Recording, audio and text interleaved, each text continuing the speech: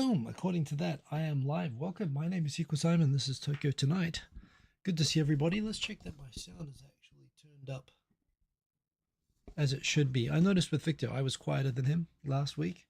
Let me also move the screen over here so that I'm looking in the direction of the camera when I check comments.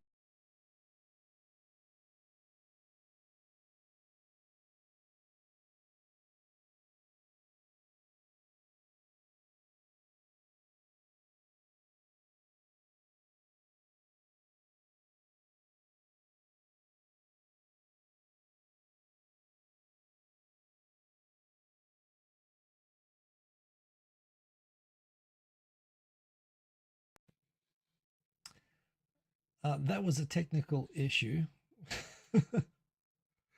I went to click window arrow and I hit alt arrow, which made the browser go back, which made me lose all my settings, which I am now going to fix. Give me a moment.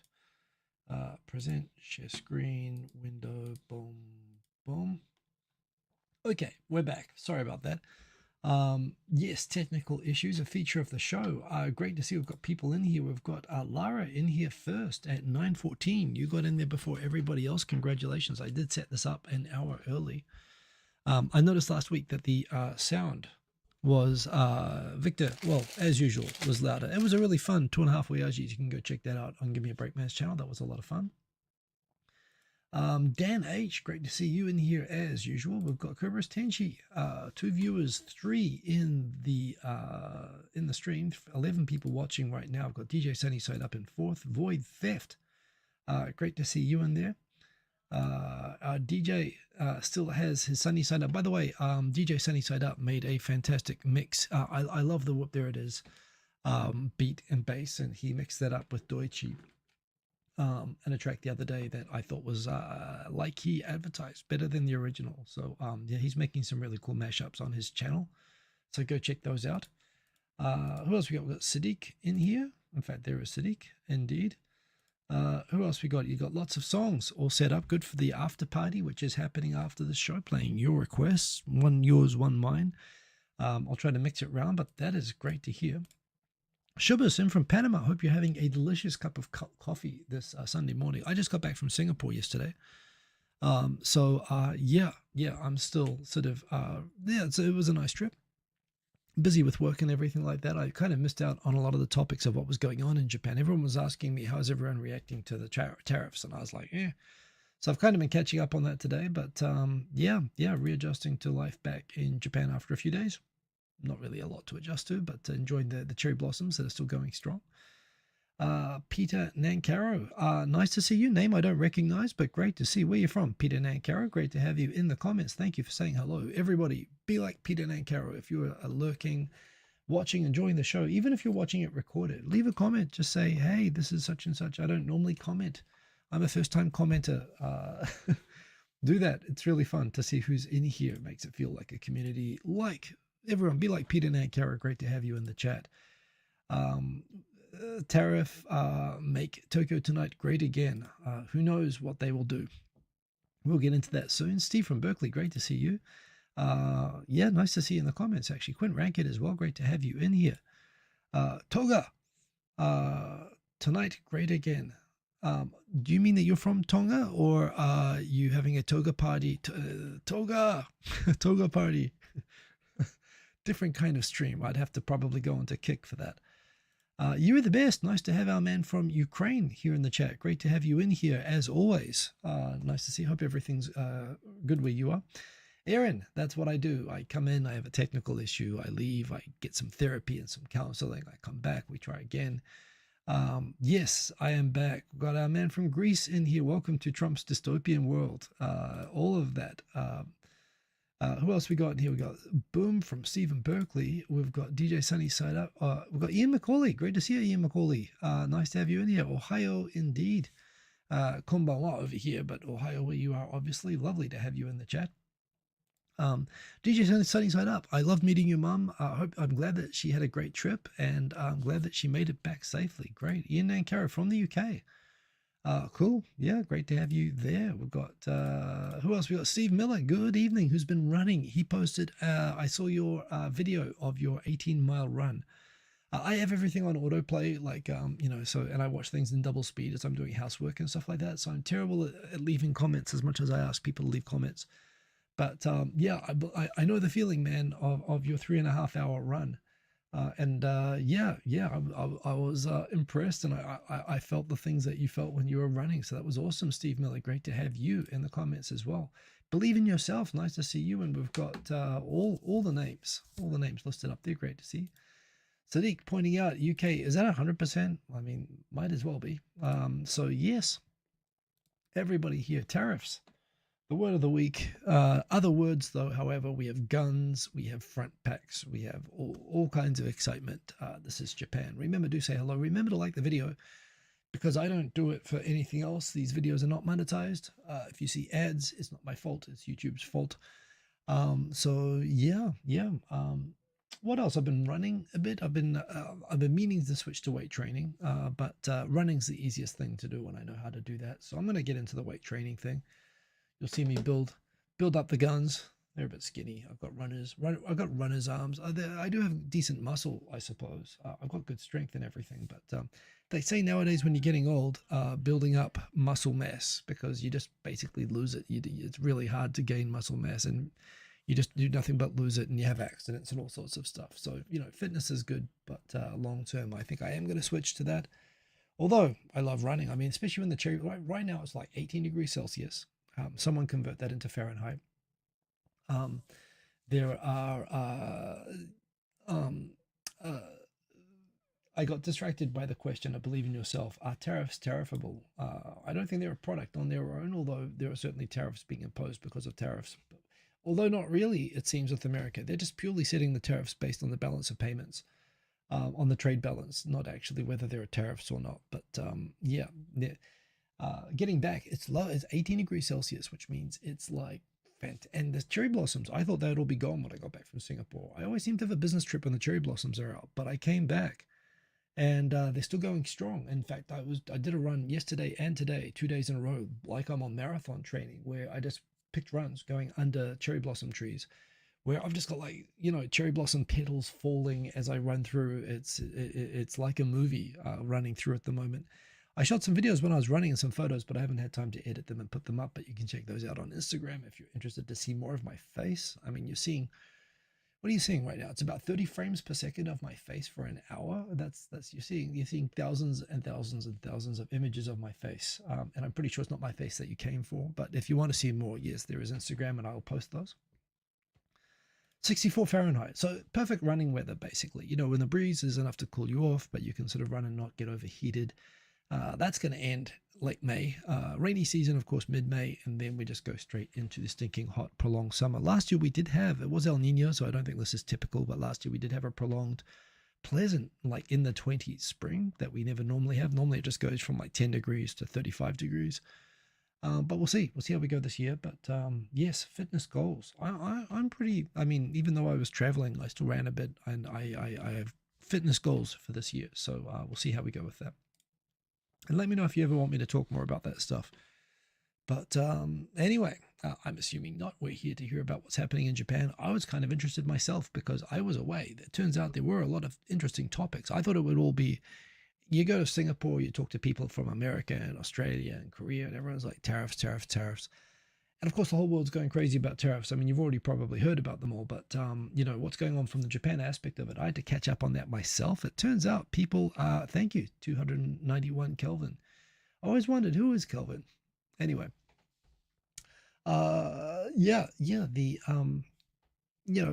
turns out Japan's not quite freaking out the way that other places are.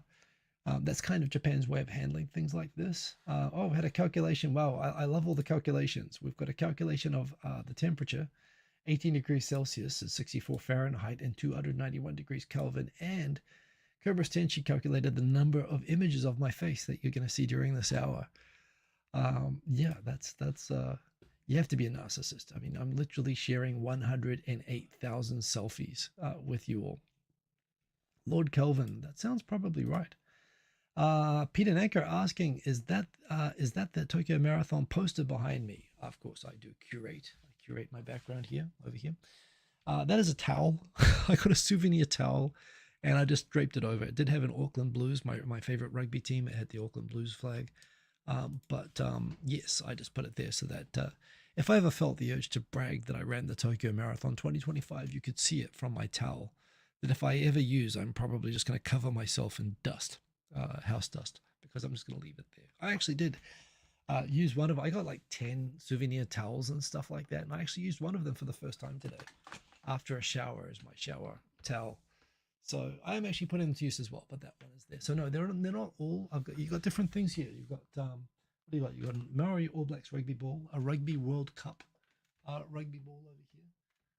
That is Hopi the Hopeful Giraffe, painted by Ken Tanaka, one of my favorite original YouTubers. That is a Tokyo Marathon medal. That is a Himato, which is a New Zealand sort of good luck. It's like a omamori. It's like a fishing hook, but a special religious sort of ceremonial thing. Made out of wood with some power eyes in it, which is pretty cool. And abalone, I think, is the English term for it, and all that good stuff. So thank you for noticing the background. I do try to subtly. The fish are from Hong Kong. They look cool. I got them years ago. Actually, when I was off to see the Bledisloe Cup over in Hong Kong, and I just saw these in a market, and I said, I'll get the fish. So yeah, that is my background. Whatever happened to Ken Tanaka? Well, I don't know. He's featured in the background of like every major decent TV show. I haven't really seen him lately, but he seemed to be doing pretty well in LA as an actor. Or at least his brother, his twin brother David Yuri was doing very, very well. Someone should look up his IMDb, David Yuri. Then we can find out what happened at least to his brother. But Ken, yes. Ken is a legend. Anyway, thank you for the squirrels to chase. Let's get into the topics. What do we have over here? We've got tariffs, Frontpacks, guns, cherry blossoms, and more. A normal set of things going. Apparently, there's been maybe of interest to Sadiq, and I don't want to go too much into the politics here, obviously, but yes, Kawaguchi does have a small, very small community of Kurdish refugees applying for asylum in Japan. And they've become the target for sort of nationwide online right-wing sort of hate groups who, sort of as well as, well, it's not really clear if the Turkish government is involved, but to the extent that there are people there, for example, and these people are being labeled as terrorists and criminals by right-wingers and so on. And, Turkey actually has a kind of a special positive relationship with the Japanese government. So for whatever reason, the Kurds in Kawaguchi, who are model, seen in many cases and for a long time was sort of shown as a model immigrant community in Japan, and these sort of circumstances where you have these communities, they were really one of the sort of ones with great relations with the Kawaguchi city, which actually was standing up for them. Even when you got this phenomenon where both online, all crime in Kawaguchi was being attributed to a very small community of Kurds, as well as, nationwide sort of racist neo-Nazi groups would come and visit Kawaguchi, basically to bully and target in demonstrations, including some politicians. So yeah, it's gotten a bit ugly, and there were some things. Sadiq shared with me a video the other day, actually, of different Kurdish factions protesting in front of, actually fighting with each other, I believe in front of the Turkish embassy. Complicated situation in Turkey right now, obviously, both with Erdogan. I know nothing about Turkey, but seeing that he's gone and basically rounded up, popular opposition politicians, causing protests on the brink of announcing a deal with the PKK leader, Öcalan, who is in prison now. But, it looks like the government is on the verge of announcing a deal with Kurdish parties, but some Kurdish parties want to do a deal with the government, some don't. Some rumors were that they were going to do a deal with the opposition. So kind of a chaotic time, and it's kind of triggering. The chaos in Turkey is being reflected, not obviously around the world outside of Turkey with people from the different sides there. And plus you have this Kurdish community. NHK is apparently doing a documentary on Fake and Real, Kawaguchi Kurdish Truth, showing basically all the conspiracy theories and propaganda against the Kurdish community. The comment here from Jeffrey Hall that the right-wingers are not going to like, the hate groups are not going to, like Japan's internet right-wing is not going to be very happy with NHK covering this, because they're going to basically show what the Kawaguchi City Council says all along, that, the refugee community And Kawaguchi actually gets on great with the city council. But yeah, uh, yes, Sadiq pointing out, yeah, there's a few things which I've mentioned before as well that I'm only vaguely familiar with. There's a famous shipwreck where Kurdish sailors were rescued and looked after by Japanese people, I believe. And there were some things like that, some small sort of things where Japan's never had a lot in the way of direct relations with Turkey, but the few things it had have been good, and this is a good thing. So yes, historical facts, all of that stuff. But Istanbul continues to be a city that I want to go to. I actually have when one of my grandparents, four grandparents, one of my grandparents' families, when they left Europe, one group of them moved to what was at the time Constantinople. It was the end of the 19th century, and lived there. And there's a great. I've been meaning to go to Constantinople just as part of the family genealogy thing, just to go check out the graveyard in Istanbul. That I know has them. I know the plot and everything. So it strikes me as something cool just to know. I actually had family in Egypt. I had family in Istanbul, some in Pune, India. They moved to India, and I've got photos of my cousins in India who look like me, but also look completely Indian. And if you weren't told that they were related to me, you wouldn't guess that they were, that they had non-Indian heritage as well. So kind of cool. But and Turkey is a place I'd love to go to. And we'll see, we'll see. It's actually great.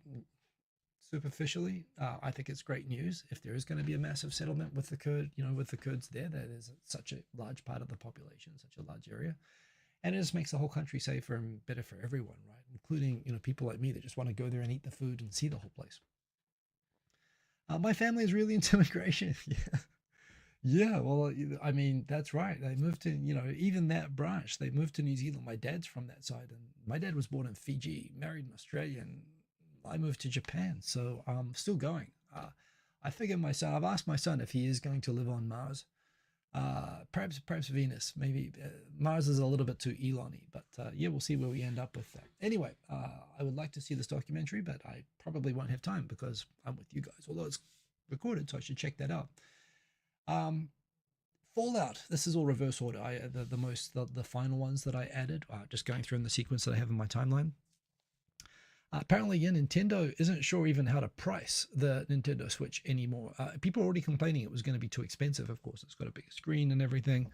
I'm not going to get it. I do have the older Switch, but my son doesn't really play it that much anymore. As cool of a device as it is, but it is getting more expensive. But the fact that you have both the 10% tariffs on, no, 24% tariffs on Japan, and on top of that, you have like the 60% tariffs or whatever. It's a crazy amount of tariffs that they have on Vietnam. The switches are all made in Vietnam. And part of the reason that they're made in Vietnam is because America told everybody, don't make your stuff in China, make it in Vietnam, geopolitical safety. In Japan, anyway, obviously, even without America recommending everybody pull out of China and manufacture in Vietnam instead. And America was doing a lot to open up Vietnam and, direct a lot of the trade that in the region towards Vietnam, which made Vietnam great again. Um, yeah, everybody did exactly what America said they should do, and now as a result, it's not clear when they're manufactured in Vietnam and sold by a Japanese company. And what happens? If the ship goes from, if the Nintendo products from a Japanese company manufactured in Vietnam go straight to America, does that mean it's a 24% tariff or Vietnamese, whatever it is, 60% tariff? Whatever it is, that's going to be on the list price. I mean, that's a tax on American citizens for being able to buy this product, which is essentially what this whole thing is. It's basically that America is basically willing to increase the products of imports in order to make people buy, inferior quality, more expensive American products to make those competitive, rather than allowing Americans just to buy the best of everything around the world, which is kind of the way that America's worked. Um, we might as well get into the tariffs. I remember when I grew up, New Zealand was an extremely sheltered country. It was basically the Sweden level socialist. Everyone, it was like 60% income tax, but every industry in the country was pretty much owned or run by the government, like the power companies, the phone companies, the energy. My dad was a civil servant. He worked in the army. But yeah, yeah, and we had this sort of stable. So long as we kept producing sheep and sending them on ships to the UK that were just guaranteed by everything at a good rate, and we were producing food for a country 100 times our size, and we only needed one customer. And New Zealand was just set. We just had a guaranteed fantastic standard of living. So long as it was one person, 100 sheep to a person, and we just kept shipping the meat over to the UK and the wool, New Zealand was set. However, when the UK joined the EU, when it went to EEC first and then the EU, phase by phase, the EU became banned from trading with us, or everything that we sent to the UK became subject to tariffs. And this was a big part of the UK going into the EU, was that the EU puts tariffs basically to protect its farmers, saying that we don't want our farmers to compete with countries like New Zealand. We're willing to pay more in order to have a protected agriculture industry, the cap basically, which basically overnight destroyed New Zealand's economy. It completely bankrupted us, and this happened in 1983, 1984, and New Zealand switched from being an ultra socialist sort of government runs everything country to realizing it was bankrupt. It couldn't, one, we had to figure out where to sell all of our stuff to. And Japan was a big part of that. The reason I learned Japanese is because the New Zealand government said, quick, we got to sell all of our apples and kiwi fruit and everything somewhere else. Everybody learn Japanese and we'll get the tourists in as well. So we became this we went from being an ultra socialist to being an ultra free trade liberal, no subsidies, no tariffs on anything. We had a car industry. We used to make cars in New Zealand. We had crappy cars that we made ourselves. We had crappy everything. And overnight they said, no, use cheap Japanese car imports. When most countries, had protected car industries, we were among the first to take them off. And we got the sort of benefits of it, So we did this radical conversion, but it was based on the UK joining the EU and EU tariffs, which are definitely, it's part of the EU's development, strategy has been to strategically use tariffs and to limit trade in certain areas. So on the one hand, as a New Zealander who grew up pretty much where I became aware of the news around the time that all of this really happened, it dramatically changed New Zealand. And there still is a huge divide in New Zealand from the era of people who think that the government should take care of everything. There still is a generation that thinks that in New Zealand. My generation came in pretty much after the pain of the switch to being completely radically free trade and open. And zero tariffs on anything. And the result of that is, even within society, it's a major thing in New Zealand.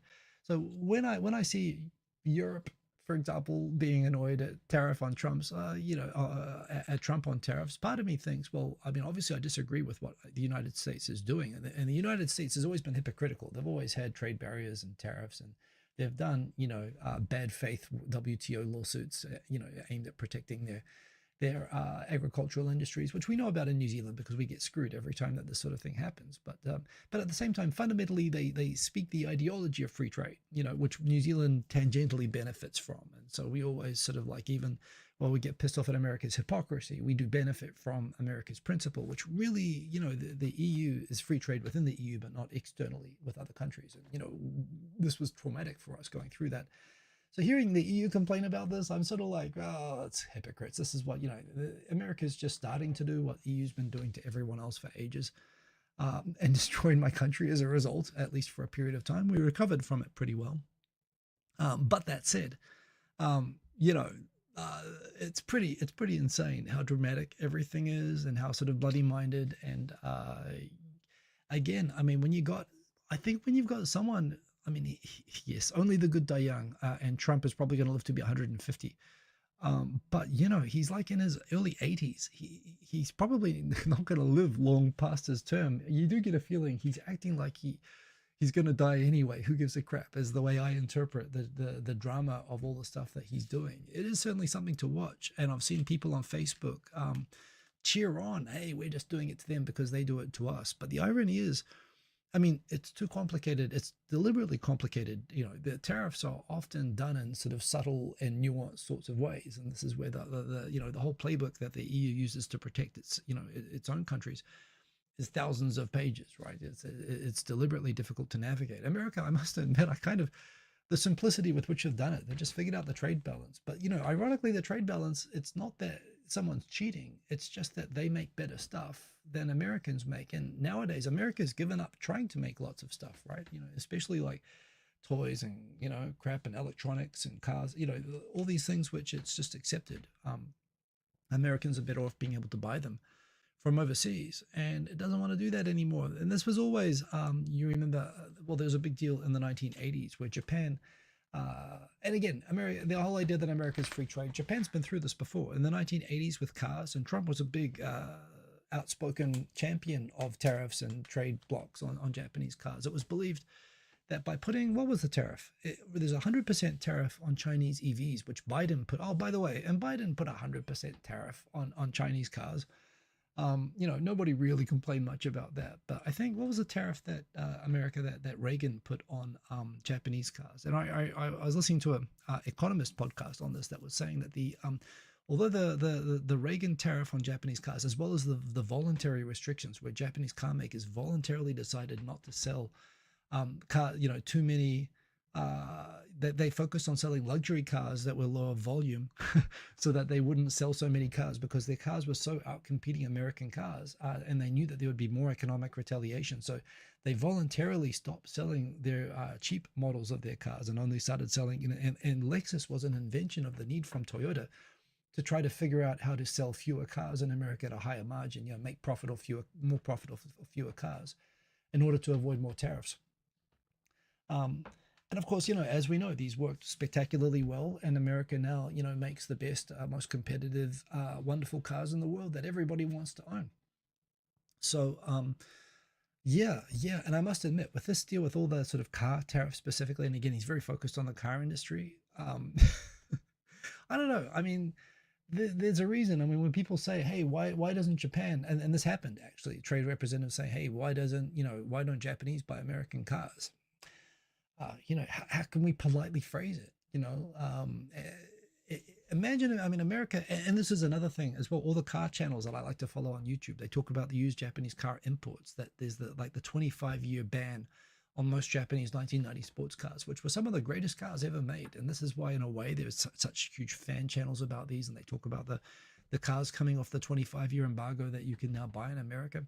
They've always had these, and it's always been kind of ridiculous. And it's where America sort of has denied itself um, from some of the greatest, from some of the coolest stuff from Japan, which in the past were cars. But cars are now such a long time ago. But I don't know. Does anyone think that effectively trying to, indirectly ban effectively foreign cars coming into America, does that? I mean, all I can see is that you're going to end up with basically everybody buying 1960s sort of make quality Buicks for $150,000. That's literally the result when you remove the competition that's there. And Europe kind of chooses to be uncompetitive in some places, and many countries, if you've got the means, if you're big enough and you're wealthy enough, you can protect. Japan protects its rice farmers. Japan doesn't allow rice in it, for both national security, but also political reasons. It protects, most countries that have the means will protect themselves, and even countries that don't have the means. Look at India, for example.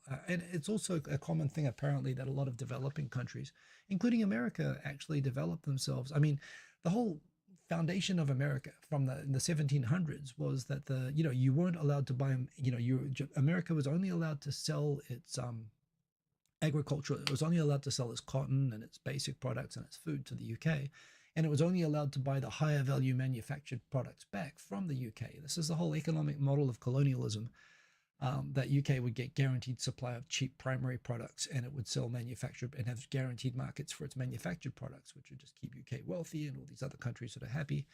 And it was America wanting to sort of break its dependence on the sort of colonial model, that they put these tariffs on British and foreign products to, basically force the creation of manufacturing industries in America where they didn't exist. And that started the whole American thing. And this is what Trump wants to do. He wants to basically take America back to the 18th century, and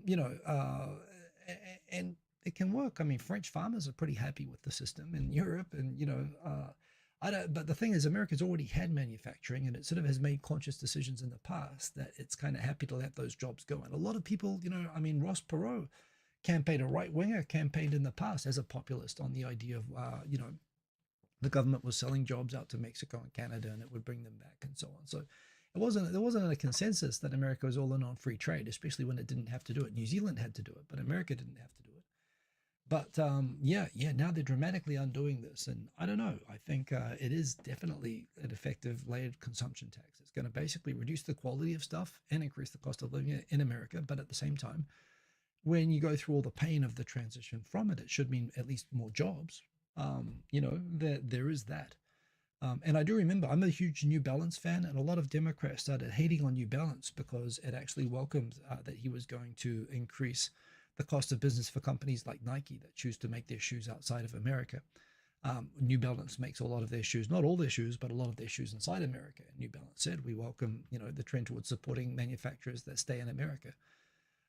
And a lot of Democrats hated on that, but as well, Democrats are supposed to be all about keeping jobs in America. So yeah, the impact on Japan, 24%. I think it was a token. It was supposed to be 25%, and apparently Japan said they'd pay for all the military bases, so they said okay, 24%. We'll get into some of the reactions, but essentially Japan's kind of like, Australia's like, this is a betrayal. This is not how a friend teaches this, and Denmark is like, please don't invade us. Everyone's reacting in different ways. Japan kind of reacts the same. I mean, when North Korea launches rockets over Japan, Japan's like, eh, they have the NHK warning on TV. They say, I do remember being online years ago when, Japan wasn't seen as reacting strongly enough against or strongly enough for different sort of things. Japan's just going to weather this out like everything else. Yeah, I'm not seeing too much of a dramatic reaction here, other than, as we will see Japanese saying, isn't this like punching yourself in the face? Which is true, which is what Japanese do with regards to rice. They punch themselves in the face. They pay more than they need to, but some people decide to do that. Mr. Cordy Chap, don't forget they protect the dairy industry. Talk about Canada protects its dairy industry. They're very upset, but they definitely protect their dairy industry. New Zealand used to do all of that, but again, we just couldn't afford, given that, we can't drink all the milk ourselves. We have a lot of cows, we have a lot of sheep, so we have to basically make ourselves as open as possible. So, yeah.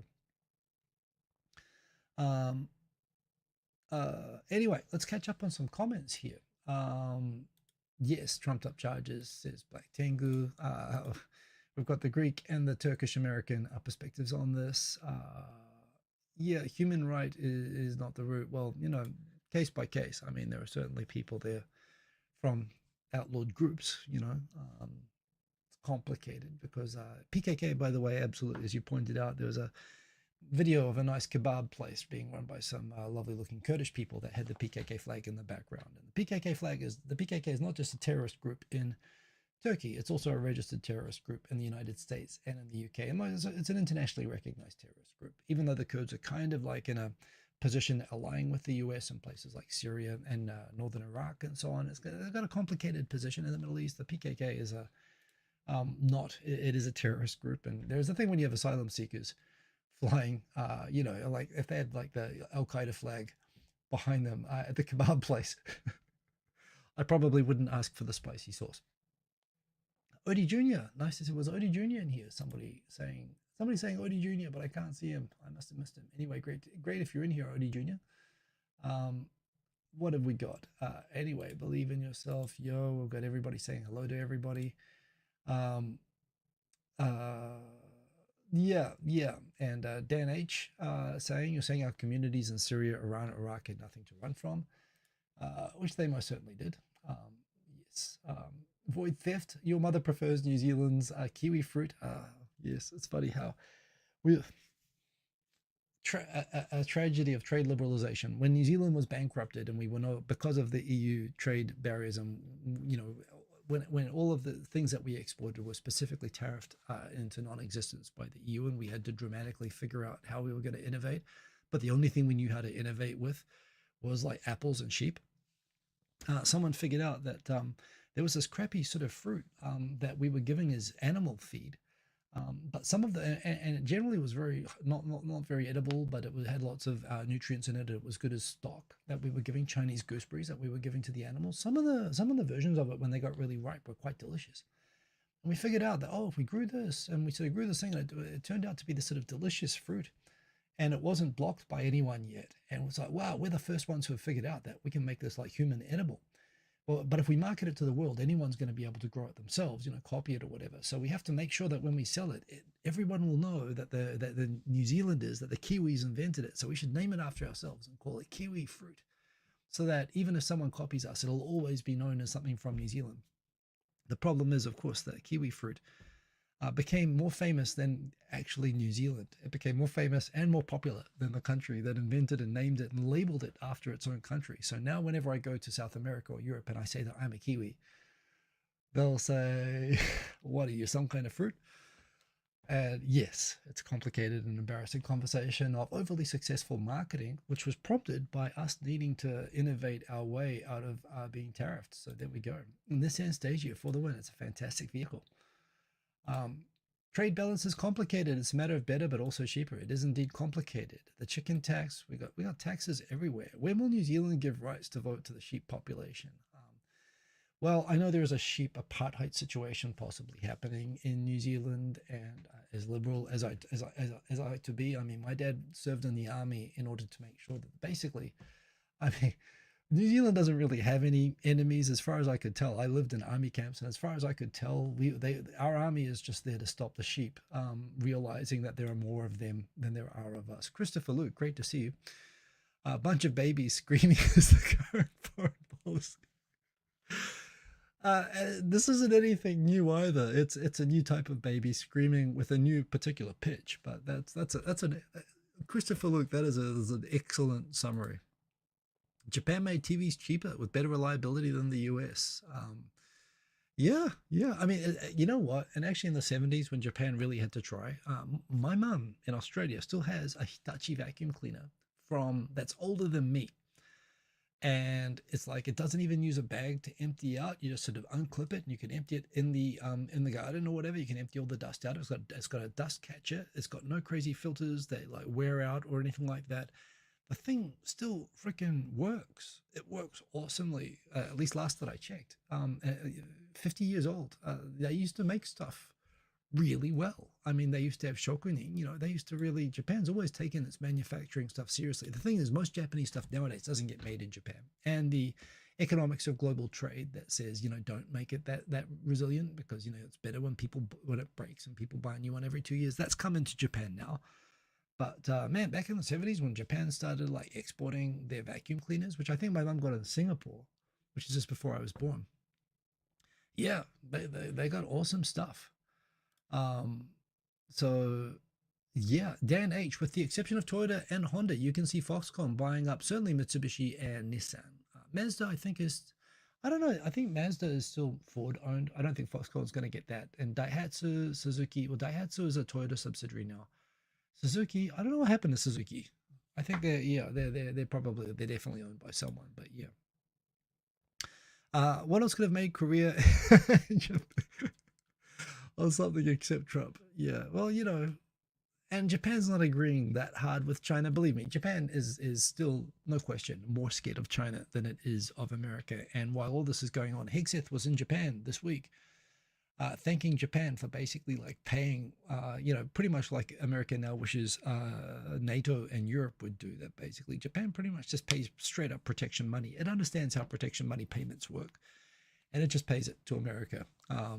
Because this is the thing as well. There is a school of thought that the whole disengagement from NATO and Europe that's happening is in a completely immoral and unethical and, for me, unforgivable way, a recognition in America that it really needs to be getting ready for conflict over Taiwan, which is going to happen from an American perspective straight out of Okinawa and somewhat out of Korea in terms of the protection of that. And China knows that too, which is, with all of this, it put out 19 ships, I believe. Like it's done a few blockade practice runs in recent years, and it's just done the biggest one it's ever done. So China's full on like getting ready for a full on invasion, and I'm not convinced that Trump really is willing to get into a fight for anybody else. But if America is, it seems it's more interested in being prepared for the Asian sphere and Japan sphere than it is for Europe right now. Also, we've talked about how in a perverse way America is sort of telling NATO to go actually screw itself and actually withdrawing support for Ukraine, which I think is, terrible. It is actually making Europe realize for the first time in 7 years, in spite of America telling all of these NATO countries that, hey, listen, Russia might invade you. You should actually invest in your military and your own defense and not just rely on us. And countries like Germany not only not giving a shit, but basically happily becoming economically dependent on Russia while not investing at all in their military for so long, and losing their capacity. When they had all the Leopard tanks, that turned out half of them didn't even work when they wanted to give them away. Yeah, so now Europe's actually waking up that actually, it's actually doing what America was saying all along. It should actually get ready because, yeah, it looks like an expanded war in Europe seems inevitable right now. Poland and the Baltics for a start, and maybe not just that. So yeah, got to watch your balance. Indeed, got to watch your balance. Mike Zilla, great to have you in the chat. Wow, so many comments here. Mazda is independent again as well. Okay, Ford offloaded them. I wasn't aware that it happened. Yeah, Technics, Hitachi JVC, all that stuff. I mean, the Technics SL1200s, the most over-engineered, piece of home stereo equipment ever made. Still the standard if you want to play vinyl, even if you want to play time-coded vinyl things. Those things work so well. They literally carried the survival of vinyl for 80 years because they're from, when were they made? I think they're from the 1960s, certainly the 1970s. The Technics turntables. Japan just used to make stuff really, really well, and people wanted it, which is why people agreed, you know what, rather than compete against this stuff and making all of our people miserable with making all the imports banned or, tariffed, America sort of realized everyone was happier, trading with everybody. But yeah, we're going back on that, and America's free. Every country that has a capacity is free to do it, and it is more the standard than the exception that countries that can do. But it's disappointing that America is doing it. It is 11:12. I said we'll talk about tariff. Let's talk about guns. How about that? I don't know what the 2JZ is, but there we go. Make vinyl, and my vinyl is still great. It was never not great. It keeps coming back. The yen is getting stronger. Got up to 145 this week. So yeah, that is the thing. Trump has actually claimed that Japan's unusually like 50% cheap yen is one of is effectively like a cheating on trade. The thing is that Japan didn't want its yen to be this cheap. The Bank of Japan kept intervening, like buying up yen bonds just to artificially try to stop the yen dropping more and more and the US dollar going up and up. Of course, it's made it wonderful. If you're a tourist, still come to Japan. I've met so many visitors to Japan recently, and yes, everything in Japan, the food in particular, is amazing. And it's like a fifth of what it costs in America, and it's better than anything you're ever going to eat. The tourist accommodation, everything else is affordable. It's great. It's Japan. You can't really go wrong. And the yen basically makes it desirable for Americans to come and spend money in Japan, which negatively affects the trade balance. In fact, there's an argument that Japan should be banning Americans from coming to Japan because it affects the trade balance, which then affects the tariffs on Japanese products getting sold back to America. So if Japan wants to, suppress the tariffs, if it wants to lower the 24% tariff, it literally probably should just about cut off what it's selling. I mean, it literally is a sign that Japan is still selling more stuff to America than it's buying from America. So there's a thing. Japan could just stop exporting anime and music and allowing tourists in, and I don't know, would that make America better off? But it's basically what America is promoting. Well, I mean, no, what America would say it's promoting that Japanese should buy more Shohei Ohtani shirts, I guess, more LA Dodgers caps. I mean, America does just make cars that Japanese want to buy, and they'll buy them. I mean, Japanese buy plenty of German cars, and the Germans reach my heart out out to them. I almost got cancelled for that last week. They're not anti-foreign cars. They kind of are anti-Chinese cars, to be even BYDs. I've seen more BYDs than Teslas here recently, by the way, and those are 100% tariffed going into America, plus a new 25% tariff. So yeah. Good point raised by Christopher Luke. If Japan stopped selling anime, what would be left? I mean, I think at that point America would have to start paying tariffs to Japan, possibly. Who knows? The Japanese Prime Minister has called the tariffs unprecedented and a national crisis. He's going to do a huge response, which later on down here, it says basically, Ishiba, Trump kanze tayo no kento o shishi. This is a fantastic headline. This is like disappointing news. The Prime Minister calls for consideration. Actually, no, he directs people to start considering response to the Trump tariffs, which is to say, the most popular comment under this news article was, well, at the very least, shouldn't the prime minister be thinking of a response himself rather than like outsourcing to the thinking of it? But that's pretty much the thing. You know, we're outraged. Yeah, terrible. Don't know, what are we gonna do? It's pretty much how Japan's reacting to this. I mean, it's not good, but honestly, most of the stuff, exactly like the Nintendo Switches, they're not made in Japan anymore anyway. They're made in Vietnam. And Vietnam getting screwed is bad for Japan. I mean, literally, Trump might bring manufacturing back to Japan from Vietnam. That would be an outcome. Or Americans can get their Switches and their iPhones no longer being made in China and Taiwan and Vietnam, but have all the parts for them made in America, and deal with that.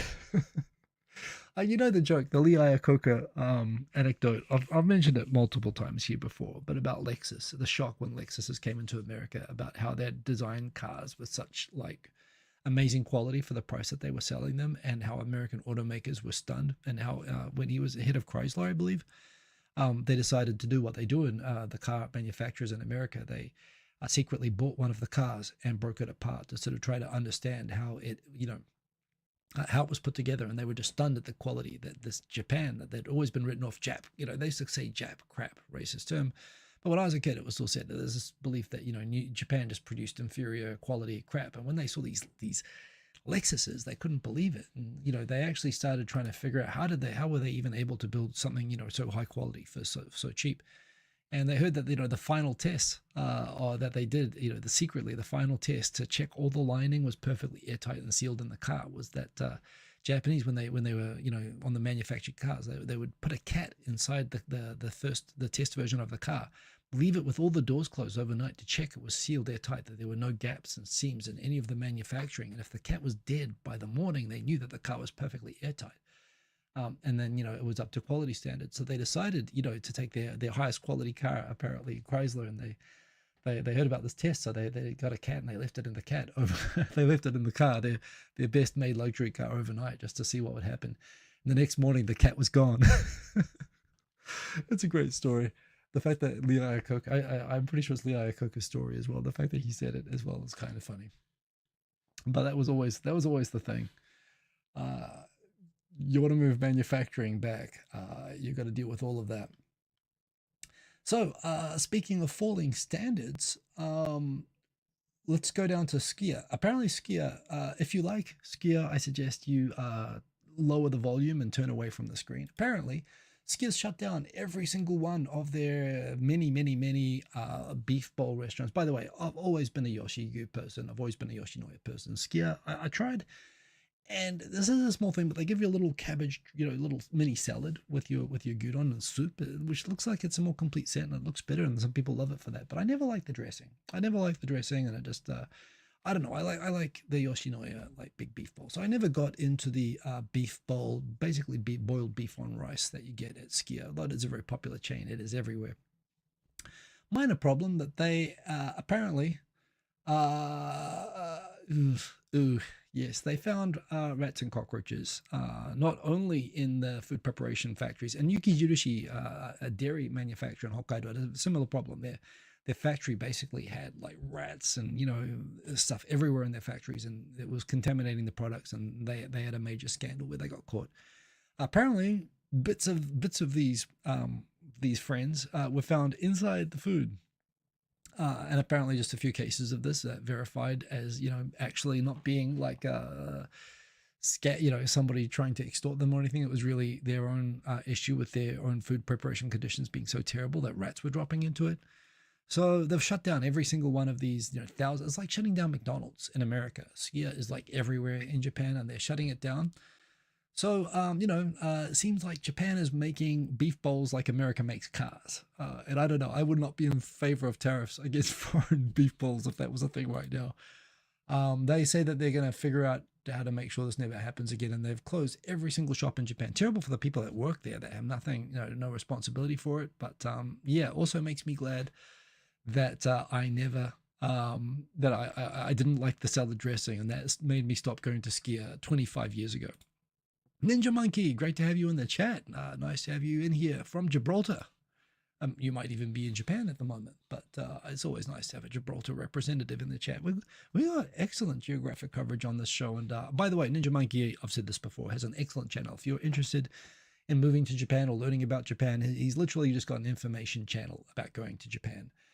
And I highly recommend it. I'm far too lazy to do all of the hard work that Ninja Monkey does. He does great things. And a very, very mild tariff of only 50% on his channel, apparently. So go do that. Shubis is vegan. Good on you. I mean, that was a horrible story. That was a horrible story. But in the end of the day, it's cultural that we don't eat bugs. I do think people eat crickets and so on, and apparently they even taste good. And at the end of the day, they kind of just like shrimps and stuff like that. I mean, again, you don't eat any of these things, so I guess you're safe. But from my perspective, I am sort of aware that, we probably should be a little bit more open-minded about nutritious foods. But that wasn't nutrition. That was just serious. And honestly, yeah. I mean, even vegans, be careful where your food's being made. Although you're right, if it's being made in a vegan,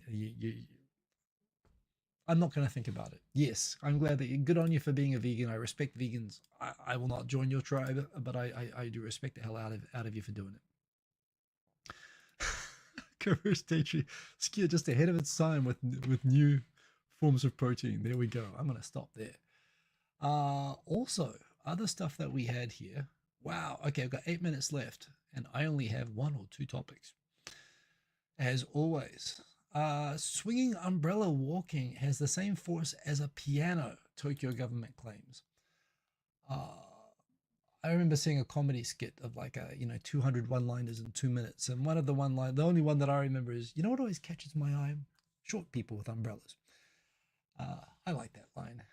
And I often think that, and there are often people who walk like this with a swinging arm, like literally stabbing. And I've never done it. There's a couple times I've thought about like doing the Steven Seagal, only like a skinny version, like we do the Aikido, like sort of shuffle it away so it doesn't come into you. But yeah, some people like in crowded Tokyo stations, like flailing around, which are both wet and stabby.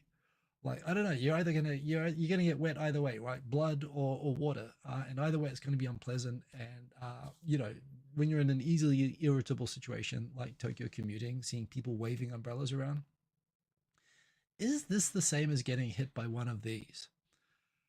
I mean, we're talking in non-animated situations, I assume. I don't understand exactly how this works, but okay, they determined that fixing this umbrella sideways on a pendulum, letting it swing down from a 45-degree angle, would have a 240 kilogram force impact. Is that how much a piano weighs?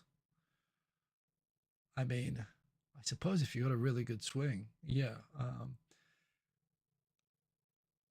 I mean, in any case, you don't want to. I mean, basically, the Tokyo government reminding the 35 million people in Tokyo all using the same trains at the same time and holding umbrellas. Please, let's all not be assholes, because there's always going to be one or two.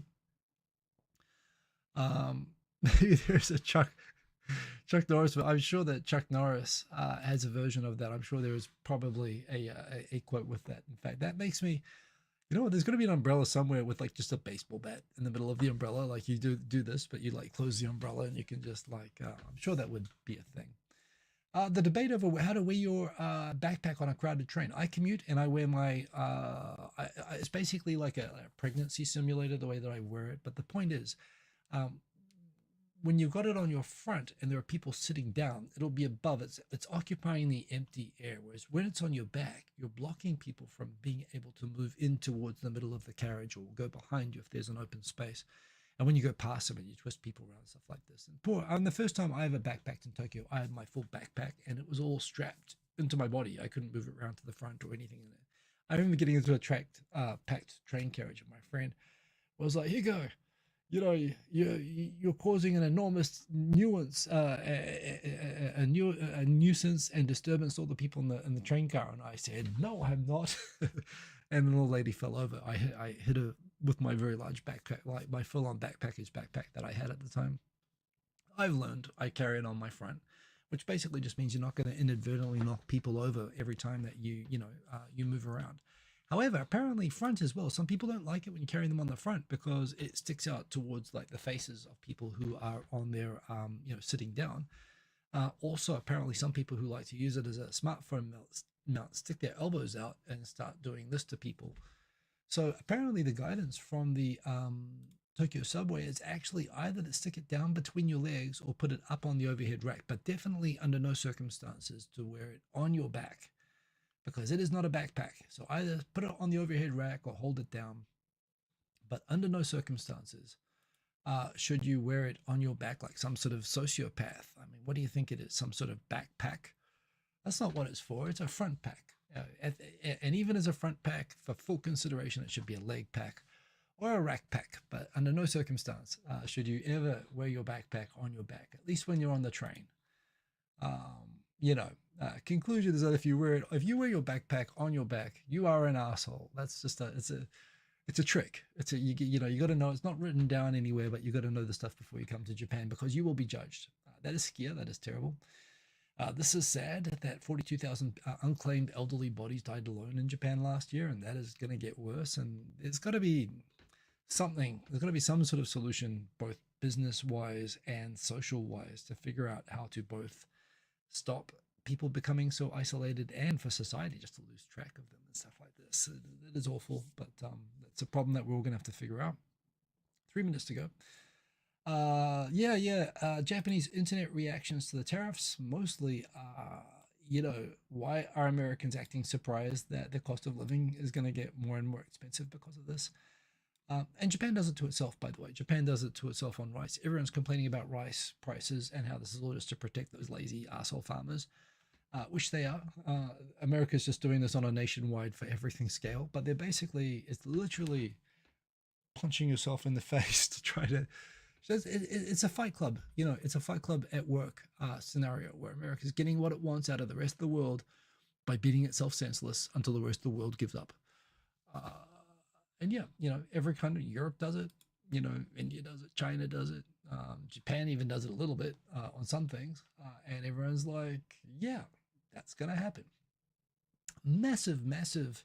I was asked in Singapore by some people about it's kind of amazing that the Nakai scandal with Fuji TV, ended up taking down even Fuji TV's boss and everything, how it really did actually go a lot further than your typical scandals. And I said myself, we've talked about it here before, Nakai, who before, apparently the latest news, I mean, this just gets worse and worse. A third party, an independent investigation confirmed, in spite of the settlement and the denial from Nakai that sexual assault was actually involved, independent researchers, investigation has found, yes, there was sexual assault. He raped someone and paid her off to not have her complain to the police, but that is what happened, and it happened with Fuji TV basically going along, both helping with the cover-up, including kind of forcing her to quit and creating a hostile environment for the victim after this, all sorts of other things. So, and this sort of thing, by all accounts, happens and is almost not so much the norm per se, but certainly there scandals like this happen regularly. And all that happens when that happens is the celebrity in question takes a voluntary self-punishment, time to reflect, which is basically like a vacation that they take for 6 months, and then they come back and it's like nothing ever happened. And SMAP, is one of the biggest, Nakai hosts a whole bunch of TV shows. He's one of the biggest. He's got no talent whatsoever. He never deserved to even be in SMAP. But there he is. By the way, Jake Edelstein wrote this. I just realized, I didn't realize that before. He wrote, this is very long and it says everything about the scandal if you wanted to know. He's actually got this quote. SMAP has 5 members. So you may ask, why are there 6 members in that photo? For the first 6 months that SMAP existed in the early 1990s, it had 6 members. And the guy who was originally intended to be the leader, this guy here, quit the band to become a dirt bike racer. And the rest of the band then just continued with the other 5. But this guy was always considered to be the most talented. But right when they were still all like teenagers and it was brand new, one of them quit. And Johnny's went and made all the Japanese media companies erase, like whenever they show, even like the launch concert, they would basically before AI editing, they would erase this guy. He's erased from existence. You can't even I can't even remember his name, but he's saying in their heyday, this was when they launched, not really their heyday, but yeah, it's very Jake that he would go find an almost impossible to find photo of SMAP with 6 members, because it's kind of like a state secret that there were ever 6 members. Uh, I saw that Unseen Japan, by the way, a blog which I enjoy, announced in my feeds that they were rebranding to Seen Japan, and I thought, what's that about? And then I realized that was the new fiscal year and new school year edition. That was the 1st of April. So very, very clever. I expressed my wild applause. We're 1 minute over. Okay, let's wrap it up. Best moving companies to use in Japan. Which one should you use? This is good information because people move in Japan. One thing I've encountered, both cheap companies like Arisan, wonderful, great, and expensive companies where the company was paying for it. I got to use the fanciest one, which is probably on here somewhere. Nitsu, Nippon Express. They are the absolute luxury version of moving in Japan, and like amazing. But I've also had situations where you got to get a quote from a dodgy salesperson who comes in with a big bunch of boxes and he gives you a quote. And he sort of says, you can decide, gives you a quote, assesses your place, says, drops, I'm just going to leave these here. We'll use it, you call us when you're ready to go, and see you later, and runs out of the place. And the point of what he does is when I call him up and say, actually, I don't want to use you guys, I'm going with someone else, they'll say, okay, you have to send us back the boxes. And these are just cardboard boxes. They're like 10 yen each, but they actually say you have to send them to us. And they make you pay like $100 shipping fee for sending these stupid cardboard boxes back. It's kind of like a shitty sales tactic way. There's a whole bunch of scam tactics that a lot of these dodgy moving companies move. And I really wish Gaijin Pop would be saying which one of these have a reputation for having shitty salespeople that use scam tactics. But I guess they don't want to be sued, so they're just giving you a rundown. But yeah, that said, I mean, these are all pretty standard, you see everywhere moving companies. So yeah, check those out. Okay, overtime, wrap it up. Apparently in America, Mr. Magoo had a gun in his suitcase and ammo from Hawaii. 73-year-old came to Japan, got through security in America and in Japan, didn't realize he had a gun and ammo in his suitcase until he was already in his hotel in Osaka. Then realizing, oh crap, I might get in trouble for this. He went and threw the ammo out in the garbage and self-reported to the police. Said, oh, I accidentally brought a gun to Japan, and he was immediately arrested for breaking Japan's firearms law for possessing a gun in Japan without a license, and for illegally disposing of the ammo. But the fact is, they make old ladies like take off their shoes and search them, and yet this guy still got through with a full-on like handgun on and off a plane from America into Japan. So yeah, don't bring guns. Not cool. Literally weeding guns. Don't bring them to Japan. You will get into a mild bit of trouble. Lodging taxes. They're putting a lot of places with too much tourism, including Shizuoka. Atami is imposing their lodging taxes where they're putting extra charges to discourage over tourism. However, Japanese are discovering this is being applied to them as well as inbound tourists, and they're saying this shouldn't apply to us, we're Japanese. But fact is, everyone's tourists and those hotels are blocked up. It's actually a surcharge, which if you think about it, if you're applying the surcharge, the over-tourism surcharge to everybody, foreigners are better able to pay it than Japanese. You're literally contributing to pricing Japanese out of it. But apparently it's being applied to everyone. And my conclusion is, while I understand people being pissed off that this is literally a kind of, hey, foreigners stop coming here tax, it's not actually how it is. It's an over-tourism tax.